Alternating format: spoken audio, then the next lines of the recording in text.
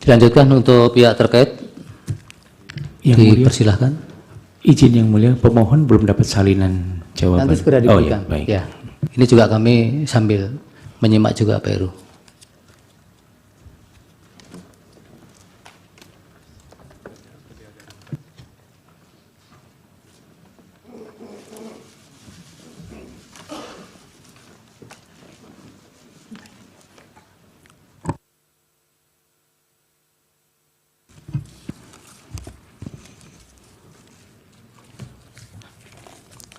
Selamat sore yang mulia Majelis Hakim Mahkamah Konstitusi yang kami muliakan. Yang kami hormati para pemohon 1, pemohon 2, dan juga adalah termohon dari KPU dan juga pihak terkait dari Bawaslu. Dan yang kami hormati juga teman-teman sejawat kami, para advokat yang ada di ruangan ini.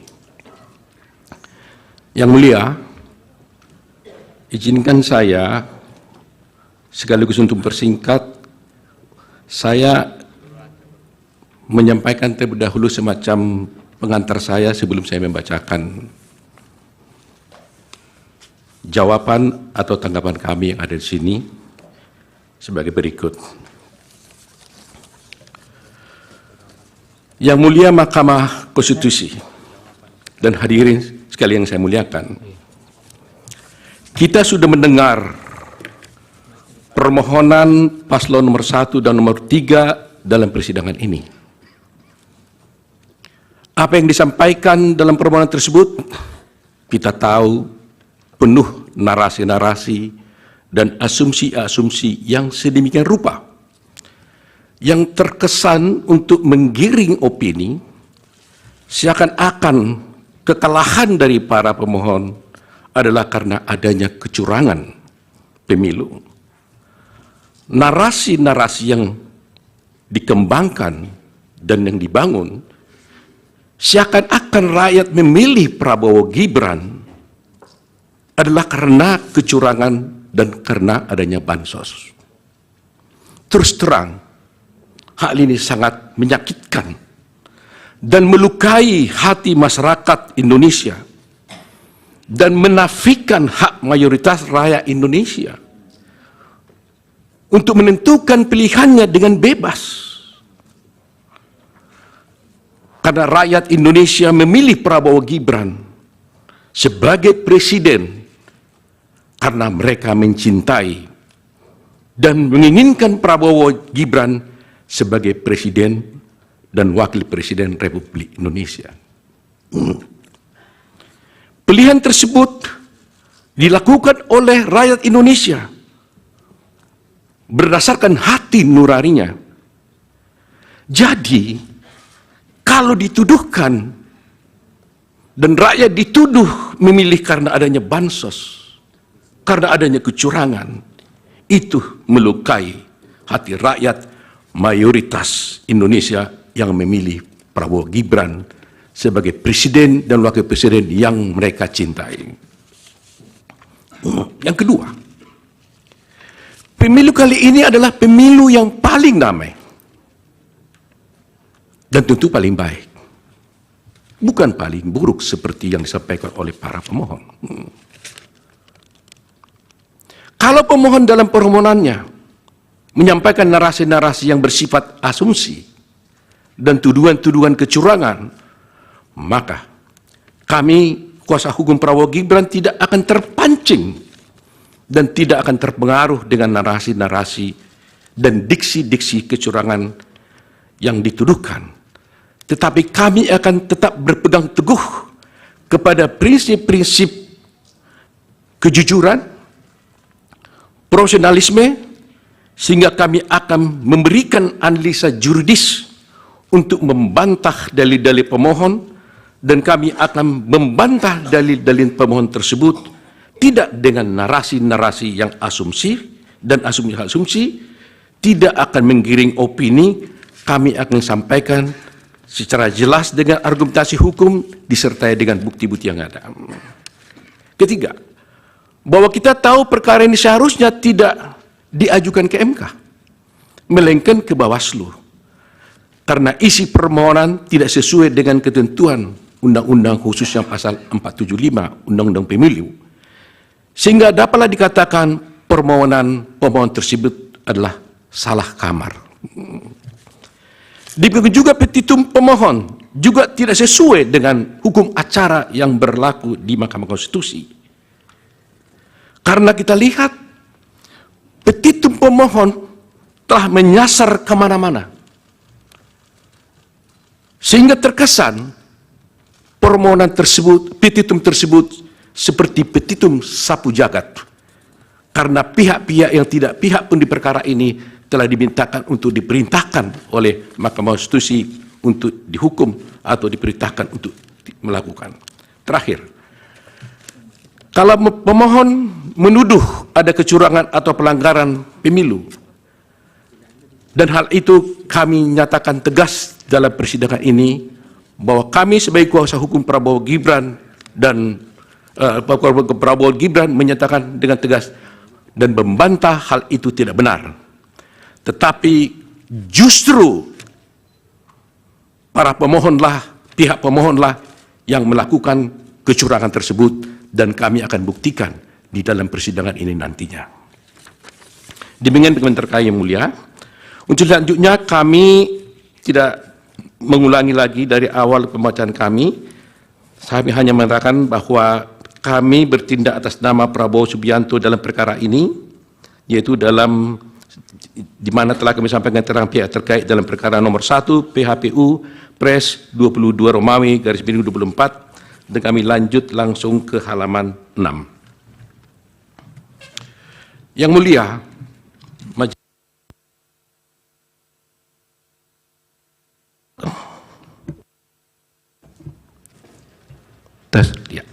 Yang mulia, pasal 6 ayat 3 Undang-Undang Dasar Republik Indonesia tahun 45 menyebutkan, yaitu di ayat 3, pasangan calon presiden dan wakil presiden yang mendapatkan suara lebih dari 50% dari jumlah suara dalam pemilihan umum dengan sedikitnya 20% suara di setiap provinsi yang tersebar di lebih dari setengah jumlah provinsi Indonesia dilantik menjadi presiden dan wakil presiden. Berdasarkan norma konstitusi dimaksud, maka pihak terkait telah memenuhi persyaratan yang diamanatkan oleh konstitusi sehingga wajib dilantik menjadi presiden dan wakil presiden Republik Indonesia periode 2024-2029. Tingginya perolehan jumlah suara yang sah diperoleh pihak terkait sudah barang tentu menunjukkan adanya kepercayaan dan keinginan begitu tinggi dari mayoritas rakyat Indonesia di hampir seluruh wilayah negara Republik Indonesia, termasuk daerah pemilihan luar negeri, guna memberikan amanat kepada pihak terkait untuk menjadi presiden dan wakil presiden Republik Indonesia 2024-2029. Rakyatlah yang dalam hal ini berdaulat menjadi penentu dari konsentrasi 3 pasangan calon presiden dan wakil presiden Indonesia, yang mana kami yakini ketiga pasangan calon adalah putra-putra terbaik yang dimiliki oleh bangsa Indonesia saat ini. Berkenaan dengan pasal 6 ayat 6A ayat 3 Undang-Undang Dasar Negara Republik Indonesia tahun 45, dan katanya dengan hasil pemilihan umum presiden dan wakil presiden tahun 2024 tersebut di atas, maka pihak terkait mengingatkan agar semua pihak secara bijak, penuh kehati-hatian, dan dengan penuh rasa tanggung jawab secara bersama-sama senantiasa menjaga agar norma pasal 6A ayat 3 Undang-Undang Dasar ini dimaksud tidak terlanggar. Jangan sampai setelah pemilihan umum diperoleh atas adanya ketidakpuasan dan kepentingan pihak-pihak tertentu terhadap hasil pemilihan umum presiden dan wakil presiden dimaksud, kemudian terus-menerus dilakukan upaya-upaya delegitimasi dan penegasan terhadap hasil pemilu itu dengan alasan-alasan yang tidak konstitusional dan tidak bersesuaian dengan peraturan undang-undang yang berlaku. Dalam konteks ini, bila mana kita mencermati permohonan dari pemohon akuo, maka tampak adanya upaya-upaya yang tidak berlandaskan hukum dari pemohon untuk menegasikan jumlah suara sebanyak 96.214.691 dari rakyat Indonesia kepada pihak terkait. Hal ini atas alasan dalam permohonannya, pemohon berupaya agar Mahkamah Konstitusi kendati pun tidak menjadi kewenangannya untuk melakukan diskualifikasi kepada pihak terkait. Bahkan tanpa pemohon menguraikan mengenai berapa sesungguhnya jumlah suara yang benar menurut pemohon, sehingga mempengaruhi keterpilihan pihak terkait untuk kemudian dilantik sebagai presiden, sebagaimana ditentukan dalam pasal 6 ayat 3 Undang-Undang Dasar tersebut. Upaya penegasian oleh pemohon dimaksud merupakan suatu bentuk pengingkaran terhadap demokrasi yang sangat berpotensi melanggar norma pasal 6 Undang-Undang Dasar 45 atas alasan pasangan calon presiden dan wakil presiden seyogianya dilantik menjadi presiden dan wakil presiden Republik Indonesia karena memperoleh jumlah suara sebanyak tersebut di atas dan menang di hampir seluruh wilayah Republik Indonesia. Kemudian dipaksakan oleh pemohon tanpa disertai dengan basis data dan angka sehubungan dengan jumlah suara sah menurut dalil pemohon sebagaimana diatur oleh peraturan perundang-undangan. Bila mana kemudian didalilkan oleh pemohon bahwasanya diskualifikasi menjadi relevan karena isu pencalonan wakil presiden yakni Bapak Gibran Raka Buming Raka, tentulah dia tidak relevan. Atas alasan pencalonan Bapak Gibran Raka Buming Raka itu sendiri adalah didasarkan pada putusan Mahkamah Konstitusi nomor 90 garis miring PUU garis garing 21 garis 23, sehingga pemohon bukan lagi berhadapan dengan KPU atau termohon dan pihak terkait, tetapi dengan Mahkamah Konstitusi itu sendiri. Lebih-lebih pada kenyataannya, pemohon dan pasangan calon presiden dan wakil presiden juga ikut dalam kontestasi pemilihan presiden dan wakil presiden bersama-sama dengan Bapak Gibran selaku calon wakil presiden nomor 3. Namun setelah ditetapkan kalah oleh KPU dengan 1 putaran, malah pemohon meminta kepada Mahkamah Konstitusi untuk mendiskualifikasi pihak terkait, ya atau tidak-tidaknya Bapak Gibran Raka Buming Raka. Ini suatu sikap inkonsistensi yang nyata dan sebenarnya dari pemohon. Sebagaimana kita memahami, perkara yang sedang diperiksa dan diadili oleh Mahkamah Konstitusi sekarang ini adalah perkara perselisihan pemilihan umum yang menjadi kewenangannya sebagaimana diatur oleh pasal 24C Undang-Undang Dasar Republik Indonesia tahun 45 yang kemudian dirinci oleh pasal 10 ayat 1 huruf D Undang-Undang nomor 24 tahun 23 tentang Mahkamah Konstitusi, sebagaimana telah diubah beberapa kali dan terakhir dengan Undang-Undang nomor 7 tahun 2002, yaitu kami sebutkan Undang-Undang Mahkamah Konstitusi. Dan kemudian telah diejawantahkan pula pada berbagai peraturan perundangan lainnya yang berlaku. Bila mana kemudian kewenangan Mahkamah Konstitusi tersebut dikaitkan dengan konteks rejim pemilihan umum di Republik Indonesia, politik hukum dari pembentuk undang-undang, presiden dan DPR, sebagaimana dicontohkan dengan Undang-Undang nomor 7 tahun 2017 tentang pemilihan umum, telah mengatur secara tegas dan jelas akan berbagai cara penyelesaian serta forum yang dipilih dan wajib ditempuh dalam hal terjadinya perselisihan sehubungan dengan pemilihan umum, baik dalam tahapan persiapan, penyelenggaraan, dan setelah dilakukannya pemilihan umum. Perlu kami ingatkan kembali bahwasanya untuk Undang-Undang Pemilu telah mengatur dengan tegas dan rinci berkenaan dengan eksistensi dan kewenangan badan-badan lembaga untuk menyelesaikan perselisihan yang berkaitan dengan pemilihan umum. Lembaga-lembaga itu ada yang merupakan kekuasaan kehakiman yang dijalankan oleh badan peradilan seperti peradilan umum untuk mengadili perkara pidana dalam penyelenggaraan pemilu yang sebelumnya telah diproses oleh Sentra Penegakan Hukum Terpadu atau Gakumdu yang terdiri dari unsur Bawaslu, Kepolisian Negara Republik Indonesia, Kejaksaan, kemudian tata usaha negara-negara untuk menyelesaikan adanya persoalan dan perselisihan yang berada dalam ruang lingkup administrasi dan proses-proses penyelenggaraan pemilu yang sebelumnya telah diproses melalui Bawaslu dan kepada Mahkamah Konstitusi untuk menyelesaikan perselisihan hasil pemilu. Selain daripada itu, Undang-Undang Pemilu juga telah secara tegas dan jelas memuat pengaturan mengenai lembaga-lembaga yang bersifat kuasi peradilan seperti Bawaslu dan kemudian dengan Dewan Kehormatan DKPP guna menangani pelanggaran kode etik oleh penyelenggara pemilu.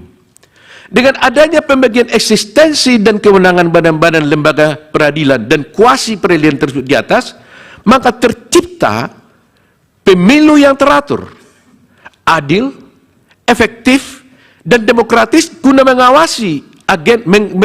agenda ketatanegaraan dalam rangka pengisian jabatan-jabatan pada kekuasaan eksekutif dan legislatif yang tidak lama lagi akan berakhir masa jabatan dan tugasnya masing-masing.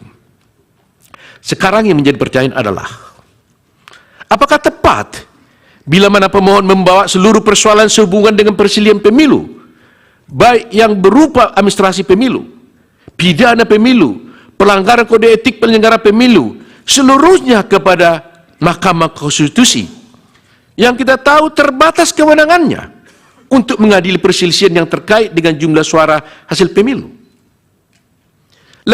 Lebih-lagi, jangka waktu yang ditentukan oleh undang-undang untuk memutus suatu perkara perselisihan pemilu adalah hanya 14 hari.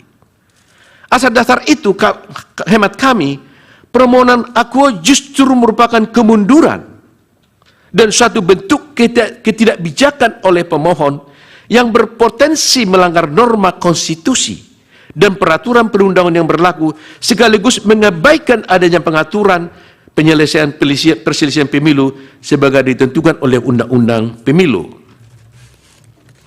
Kalau semuanya perkara diajukan kepada pemilu, pertanyaan berikutnya adalah, apakah pemohon yang merasa telah terjadi berbagai kecurangan dan pelanggaran telah membawa permasalahan yang dihadapi pemohon sehubungan dengan kecurangan dan pelanggaran dalam proses pemilu kepada badan-badan peradilan sesuai kewenangannya terus di atas?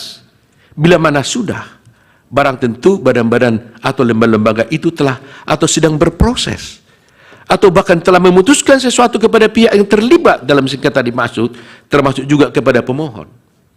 Bila mana ternyata pemohon justru tidak membawa permasalahan dimaksud kepada badan-badan peradilan, maka artinya pemohon sendiri telah mengabaikan hak-hak hukumnya dalam masing-masing persoalan dimaksud. Atas hal tersebut adalah tidak tepat bila mana kemudian pemohon membawa seluruh persoalan yang berkaitan dengan kecurangan, pelanggaran dalam proses pemilu yang menjadi kewenangan dari badan-badan lain kepada Mahkamah Konstitusi ini, yang kewenangannya terbatas pada hasil pemilu, yang mempengaruhi keterpilihan presiden dan wakil presiden guna diperiksa dan diadili Mahkamah Konstitusi hanya dalam waktu 14 hari. Padahal jauh sebelum hari ini, peraturan perundang-undangan telah memberikan kesempatan kepada pemohon untuk memprosesnya melalui badan-badan, lembaga-lembaga dimaksud di atas. Terkhusus bagi Mahkamah Konstitusi, undang-undang menentukan jangka waktu 14 hari kerja karena memang yang diadili itu terbatas pada jumlah suara hasil pemilihan umum yang ditetapkan oleh termohon, yaitu KPU, dan jumlah suara yang dianggap benar oleh pemohon. Adanya keketatan sehubungan jangka waktu ini tidak lain dan tidak bukan untuk memastikan agar agenda ketatanegaraan berupa pengisian jabatan-jabatan di Republik ini berjalan dengan lancar dan tepat waktu. Bila mana rangkaian pemilu ini tidak berkesudahan, misalnya dengan permintaan diskualifikasi, pemilihan ulang, sangat berpotensi menimbulkan persoalan-persoalan lain yang mengarah kepada krisis ketatanegaraan di Republik Indonesia yang kita cintai ini. Kemudian daripada itu, apabila kemudian pemohon mendalilkan bahwa mekanisme hukum yang berlaku dalam hal penyelesaian tiap tahapan tersebut memakan waktu berbelit atau bahkan bisa melampaui tahapan-tahapan selanjutnya dalam pemilu itu sendiri, seyogianya dan sepatutnya hal ini dipermasalahkan dan dipersoalkan pemohon dalam forum yang terpisah Misalnya mengajukan judicial review baik kepada tingkat Mahkamah Agung atau ke MK.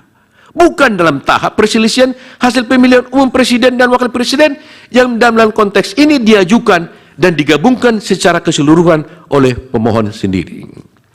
Hukum memberikan keleluasaan dan koridor yang sangat luas kepada seluruh rakyat Indonesia, tidak terkecuali ke pemohon, untuk mempersoalkan bila mana dianggap ada ketentuan Undang-Undang Nomor 7 Tahun 2017 dalam hal penyelesaian persoalan mengenai pemilu yang dianggap merugikan hak konstitusionalnya atau diperkirakan akan merugikan hak pemohon di kemudian hari. Bahkan Undang-Undang Nomor 7 Tahun 2017 tentang pemilu ini telah berlaku dan diundangkan sejak tahun 2017. Lebih-lebih ketentuan ini telah digunakan, sekali lagi telah digunakan sebagai basis hukum penyelenggaraan pemilu tahun 2019. Artinya, pemohon telah cukup memahami kondisi dan aturan serta kaidah yang termaktub dalam undang-undang tersebut. Bukan kemudian setelah selesainya tahapan rekapitulasi suara dikalahkan, justru mempersoalkan aturan-aturan tersebut seakan-akan waktu tidak pernah berpihak kepada pemohon. Sebagaimana kita maklum, jabatan presiden dan wakil presiden Bapak Insinyur Haji Joko Widodo dan Bapak Profesor Dr. Kiai Haji Ma'ruf Amin berdasarkan konstitusi terbatas untuk jangka waktu 5 tahun dan akan berakhir tanggal 20 Oktober 2024. Pada waktu yang sama perlu dihindari adanya kekosongan barang sedetik pun. Maka presiden dan wakil presiden terpilih berdasarkan pemilu tahun 2004 harus dilantik sebagai presiden dan wakil presiden Indonesia. Namun demikian, bila mana perselisihan hasil pemilu kemudian tidak berkunjung berakhir, sebagaimana yang dipaksakan oleh pemohon, maka bukan tidak mungkin agenda ketatanegaraan yang terpenting yang bagi bangsa dan negara Republik Indonesia ini akan terlewatkan atau tidak dapat terlaksana. Itulah yang menjadi esensi dari politik hukum dalam mengatur mengenai mekanisme dan jangka waktu penyelesaian perselisihan pemilu oleh masing-masing badan-badan lembaga tersebut di atas. Semata-mata untuk memastikan agenda ketatanegaraan Republik Indonesia dapat berjalan secara tertib dan tepat waktu. Bila mana tahapan pemilu akuat diulang sebagaimana dikehendaki oleh pemohon, maka pemilu ulang yang demikian itu tidak pula ada landasan hukumnya, baik dalam Undang-Undang Dasar 45 maupun dalam Undang-Undang Pemilu. Hal-hal semacam ini sangat penting menjadi bahan perhatian kita bersama dalam membangun bangsa dan negara. Pihak terkait meyakini bahwasanya Yang Mulia Hakim Konstitusi sangat memahami hal-hal yang pihak terkait sampaikan tersebut. Kami pun meyakini bahwasanya Yang Mulia Konstitusi memiliki concern atau perhatian yang sama dengan kami. Putusan dari Yang Mulia Majelis Hakim Konstitusi nanti kami yakini akan memberikan suatu penyelesaian akhir sekaligus pencerahan dan edukasi yang teramat baik bagi seluruh rakyat Indonesia. Adapun pihak terkait sangat meyakini bahwa rakyat Indonesia secara mayoritas telah menerima visi, misi, dan program yang disampaikan oleh pihak terkait. Dalam hal ini Prabowo Gibran secara mayoritas menginginkan pihak terkait untuk menjadi presiden dan wakil presiden Republik Indonesia periode 2024-2029. Oleh karena itu Yang Mulia, izinlah kami menguraikan secara detail dan secara spesifik bagaimana tanggapan kami terhadap permohonan daripada pemohon 1. Pertama, kami sampaikan tentang kewenangan Mahkamah Konstitusi. Di sini kami menyampaikan bahwa sesungguhnya Mahkamah Konstitusi tidak berwenang untuk mengadili perkara ini. Bahwa dalam permohonannya pemohon mendalilkan bahwa Mahkamah memiliki kewenangan untuk mengadili perkara akuo. Bahwa dalil pemohon tersebut adalah tidak benar dan tidak tepat. Justru sebaliknya, pihak terkait berpendapat bahwa Mahkamah tidak berwenang untuk mengadili perkara akuo yang akan kami uraikan dalam bentuk eksepsi sebagai berikut. Eksepsi absolut. Maksud kami eksepsi kompetensi absolut. Sejalan dengan prinsip negara hukum, maka negara berkewajiban untuk menyelenggarakan ketertiban hukum. dengan berdasarkan dan berpedoman pada hukum. Keunggulan mutlak, the absolute predominance of the law, harus diwujudkan. Keunggulan mutlak, hukum didasarkan pada kedaulatan hukum. Kedaulatan hukum merupakan dasar fundamental konsep negara hukum. Dengan kata lain, konsep negara hukum berakar dari paham kedaulatan hukum yang pada hakikatnya berprinsip bahwa kekuasaan tertinggi di dalam suatu negara adalah berdasarkan atas hukum. Dikaitkan dengan permohonan pemohon, yakni pasangan calon presiden dan wakil presiden. Ini kasus Anies Rashid Baswedan dan Muhaimin Iskandar. Maka kedaulatan hukum menunjuk pada aturan perundang-undangan, yakni Undang-Undang Nomor 7 Tahun 2017 tentang penetapan yang terakhir diubah dengan Undang-Undang Nomor 7 dan tidak saya bacakan lagi. Ditinjau dari aksiologi hukum konstitusi, sebagaimana dimasukkan dalam pasal 28D ayat 1 Undang-Undang Dasar 45 yang menyebutkan kepastian hukum yang adil, maka kepastian hukum dan keadilan merupakan satu kesatuan. Kepastian hukum yang menunjuk pada aspek prosedural harus dipatuhi dan ditaati. Kami ingin mengulangi frasa ini. Kepastian hukum yang menunjuk pada aspek prosedural harus dipatuhi dan ditaati. Menurut Idewa Gede Atmaja, Undang-Undang Dasar 45, mengikuti aksiologi hukum aliran hukum alam atau kodrat, dengan mengacu kepada nilai-nilai keadilan yang bersifat mendasar atau fundamental, dan aliran positivisme hukum dengan mengacu kepada nilai kepastian hukum yang menunjuk pada hukum formal, yaitu peraturan perundang-undangan. Dengan demikian, peraturan perundang-undangan baik secara formal maupun material harus mengandung kepastian dan keadilan. Pada keadilan prosedural diekspresikan dalam penerapan prosedur penyelesaian sengketa atau pengambilan suatu keputusan. Tolak ukurnya adalah ketaatan pada hukum acara. Saya ulangi lagi, ketaatan pada hukum acara. Pada keadilan hukum diekspresikan keadilan menurut undang-undang dan keadilan ini berkenaan dengan penjatuhan terhadap peraturan perundangan yang dilanggar. Tolak ukur keadilan hukum adalah asas legalitas. Demikian juga pendapat dari Idewa Gede Atmaja dalam bukunya Filsafat Hukum, Dimensi Tematis dan Historis, Malang Setara Press, pada halaman sekian, tidak saya bacakan. Dalam perkara akuo, maka penerapan prosedur penyelesaiannya harus mengacu kepada ketaatan terhadap hukum acara. Salah satunya adalah perihal kompetensi sebagaimana diatur dalam Undang-Undang Pemilu.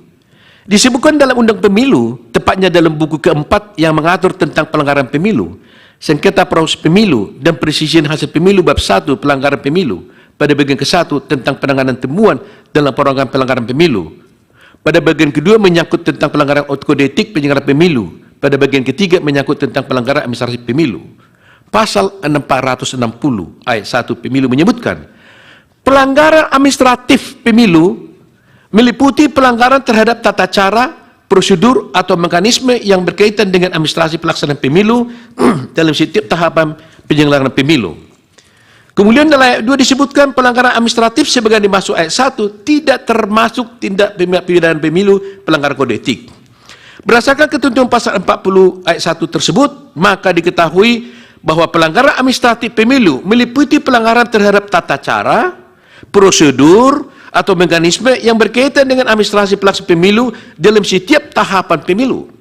Ketentuan ini membedakan sifat-sifat pelanggaran, yaitu pelanggaran mengenai tata cara, mengenai prosedur, serta mengenai mekanisme, dan yang menjadi objek pelanggaran yaitu administrasi pelaksanaan pemilu. Pelanggaran administratif pemilu terdiri dari 3 jenis pelanggaran, yaitu pelanggaran terhadap tata cara administrasi pelaksanaan pemilu, pelanggaran terhadap proses administrasi pelaksanaan pemilu, dan pelanggaran terhadap mekanisme administrasi pelaksanaan pemilu.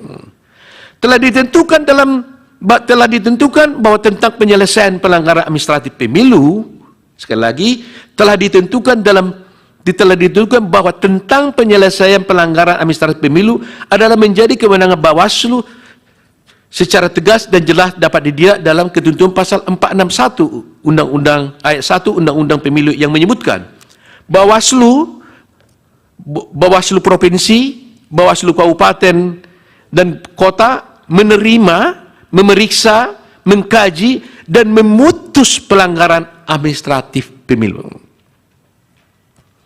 Menyangka putusan Bawaslu tentang penyelesaian pelanggaran administratif pemilu telah pula ditentukan secara limitatif sebagaimana ditentukan pasal 61 ayat 6 Undang-Undang Pemilu yang menyebutkan bahwa putusan Bawaslu provinsi, Bawaslu kabupaten kota untuk penyelesaian pelanggaran administratif pemilu berupa perbaikan administrasi tata cara dan selanjutnya teguran tertulis, tidak diikutkan dalam tahapan tertentu dalam pelanggaran pemilu, sanksi administratif lainnya sesuai dengan ketentuan dalam undang-undang ini.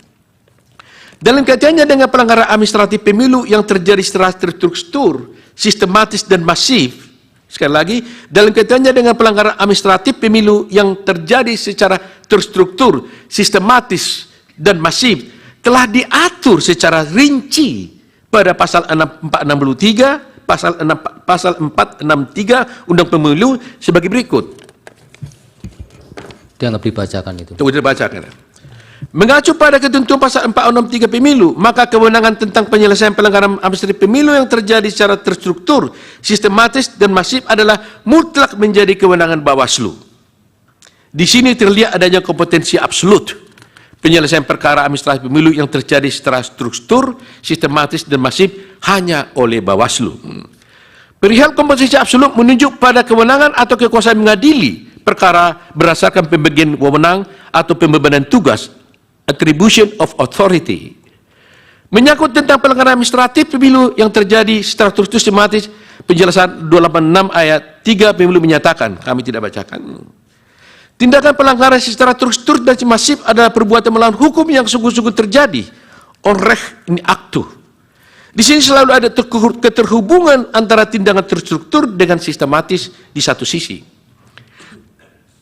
Di sisi lain terjalin hubungan kausalitas antara tindakan terstruktur dan sistematis dengan terjadinya akibat yang bersifat masif tersebut.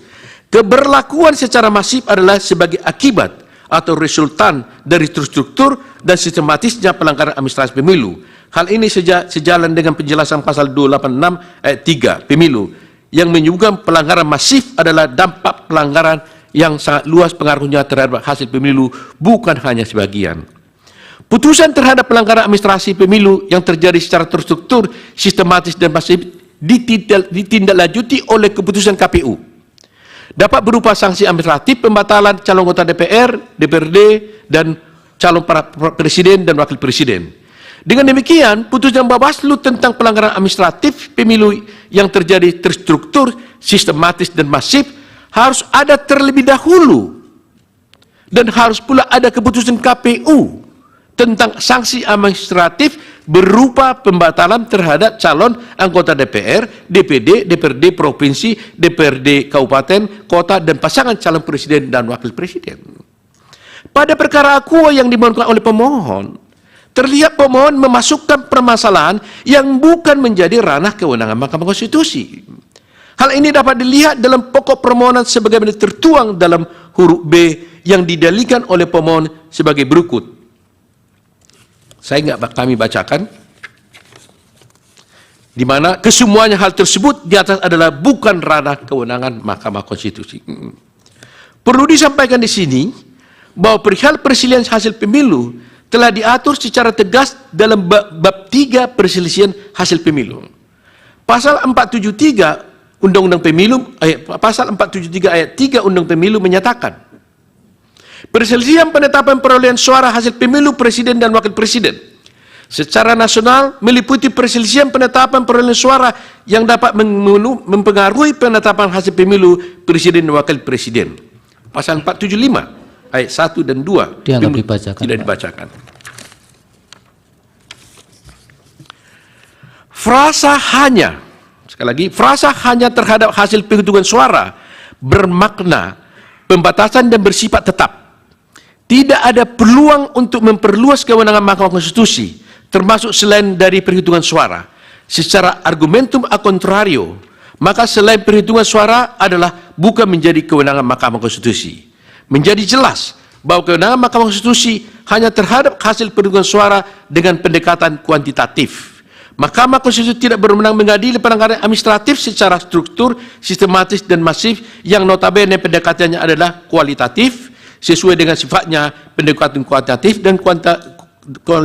dan kuantitatif adalah dua hal yang berbeda. Dalam kaitannya dengan perkara akuo, pihak pemohon telah mempersamakan antara pelanggaran secara terstruktur, sistematis, dan masif dengan hasil perhitungan suara kuantitatif. Perlu disampaikan bahwa keadilan tidak absolut tentang adanya persamaan dan penyeragaman atas suatu hak. Dengan kata lain, keadilan juga menunjuk pada ketidaksamaan hak. Terwujudnya suatu keadilan apabila beberapa orang diperlakukan sama dan beberapa orang tidak diperlakukan sama. Demikian itu menunjuk pada mempersamakan hal yang sama dan membedakan hal yang tidak sama. Pada praktiknya, keadilan memang didasarkan pada kesemerataan, namun juga didasarkan atas kebutuhan atau kualifikasi. Implementasi keadilan yang didasarkan pada kebutuhan atau kualifikasi tentu tidak dapat disamaratakan. Dengan kata lain, keadilan sangat ditentukan oleh tujuannya. Kondisi demikian menunjukkan bahwa keadilan menunjuk pada suatu kondisi tertentu. Profesor Bagirmanan juga menyampaikan ungkapan yang sedemikian populer, menyamakan sesuatu yang tidak sama, sama tidak adilnya dengan membedakan yang sama. Melakukan pembedaan dalam suatu keadaan atau peristiwa tertentu justru merupakan cara mewujudkan keadilan atau mewujudkan suatu manfaat. Mengenai hak persamaan di hadapan hukum, selain kemungkinan pembatasan, juga harus dimungkinkan pengaturan dan penerapan yang berbeda. Demikian pendapat Bagirmanan. Demikian juga Marzuki mengatakan, ketidakadilan bukan hanya membedakan dua hal yang sama, tetapi juga menyamakan dua hal yang berbeda. Hal ini terdapat dalam putusan Mahkamah Konstitusi nomor 1 PUU garing 10/2012 halaman 84. Pak Utuh, berkaitan dengan yang eksepsi, kemudian tingkat waktu pengajuan dan kedudukan umum, apa bisa dilewatkan dan dibacakan? Bisa langsung ke pokok permohonan? Atau masih tetap mau dibacakan? Sedikit saja mungkin yang mulia. Ya, nanti langsung ke habis pokok. itu langsung nanti kepada langsung ke 36 bisa dalam pokok permohonan. Dalam pokok perkara itu.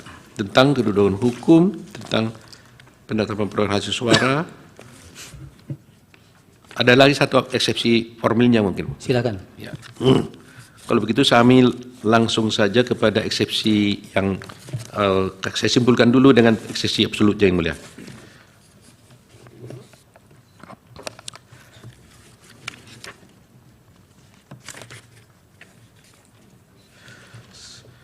Menurut Aristoteles dan Aquinas, perihal pemberian proporsi yang seimbang adalah bentuk keadilan distributif. Keadilan distributif memberikan proporsi yang sama sesuai dengan kedudukannya dalam pandangan hukum publik secara umum.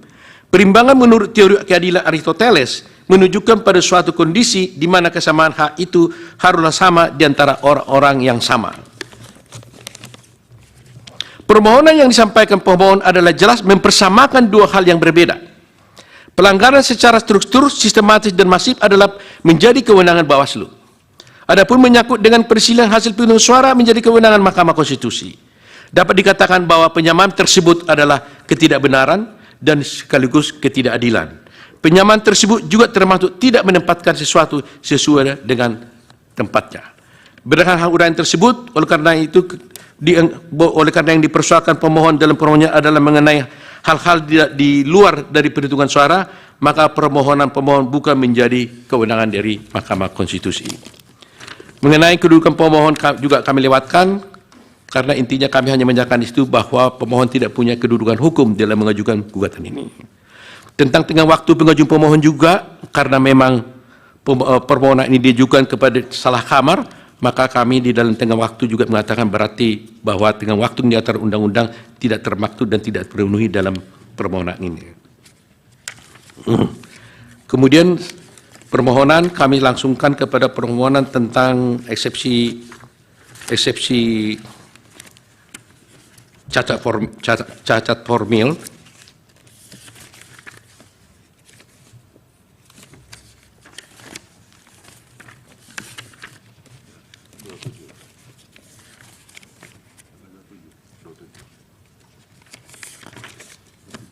Baik. Eksepsi cacat formil. Eksepsi ini kami ajukan karena tidak sesuai dengan peraturan undang-undang. Kami tidak bacakan lagi pasal 45, undang-undang 45, undang-undang pemilu dan sebagainya. Pasal 75 pasal 475 mengatakan bahwa tidak saya bacakan. Kemudian pasal 75 disebutkan dalam permohonan ini diajukan pemohon wajib menguraikan dengan jelas. Jadi di sini ada aturan yang sudah baku di dalam pasal 75 Undang-Undang Mahkamah Konstitusi bahwa dalam permohonan yang diajukan pemohon wajib menguraikan dengan jelas tentang kesalahan hasil perhitungan suara yang diumumkan oleh pemilihan umum dan hasil perhitungan yang benar menurut pemohon. Permintaan untuk membatalkan hasil perhitungan suara yang diumumkan oleh komisi pemohon dan menetapkan hasil perhitungan suara yang benar menurut pemohon. Dalam hal ini, ternyata pemohon tidak pernah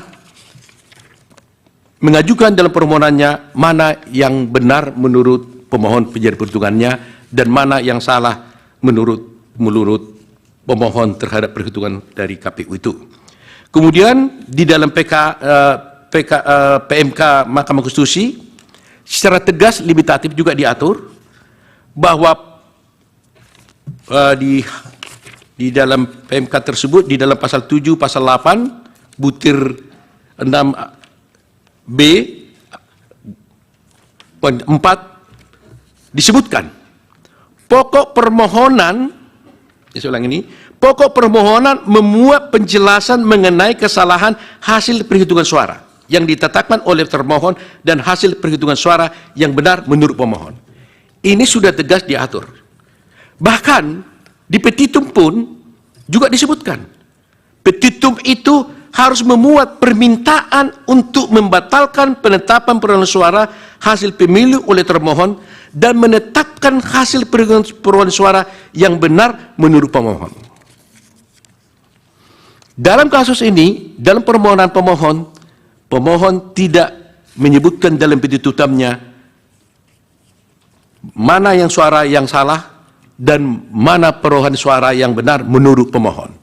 Sehingga dengan demikian, permohonan daripada pemohon telah cacat formil, tidak memenuhi prosedur yang diatur di dalam PMK nomor 4 tahun 2003 dan juga yang Prabu dan PMK nomor 2 tahun 2024.